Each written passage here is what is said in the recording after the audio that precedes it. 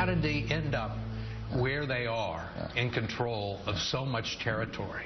Was that a complete surprise to you? Well, I think our head of the intelligence community, Jim Clapper, has acknowledged that I think they underestimated what had been taking place in Syria. Well, so the president appears to blame the intelligence community for the rise of ISIS that could not have been foreseen. Now, a new report suggests the president actually missed half his briefings in person. Joining us right now is Jen Psaki, spokesperson for the U.S. State Department. Jen, thanks so much for joining us this morning. Good morning. Great to be here.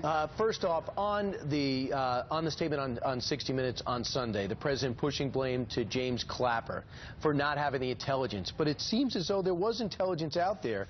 We even have Lieutenant General Michael Flynn coming across in February saying to a Senate testimony, we believe that ISIL or Al-Qaeda in Iraq will look to take territory in Iraq and Syria to exhibit their strength in 2014. So it was out there. Was it just not listened to?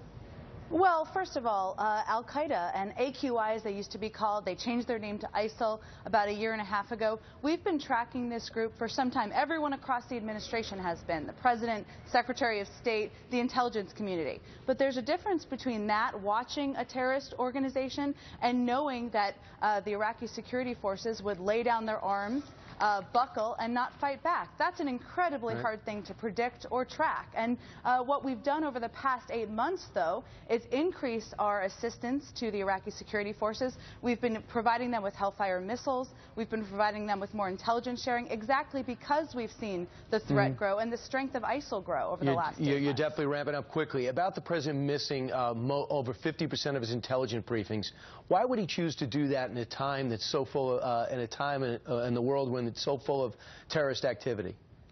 Well, I have no validation of those statistics. I have to say I worked for the president for 6 years. There's a range of ways that you can get your intelligence briefings on the road in the White House, and I know that he receives those on a daily basis whenever he can. So you don't believe that the statistics are right that say he only was at 41% of the intelligence briefings? Brian, I think the important thing here to note is that there's information the president receives on a daily basis. There's a range of officials in the administration, including the president, that make the decision to designate a terrorist organization, that made the decision to increase assistance to the Iraqi security forces, that made the decision to do strikes last week. The president has been leading with the support of his national security team to take on this threat and take on this fight. And what we think we need to be focused on now is what we do moving forward. Yeah.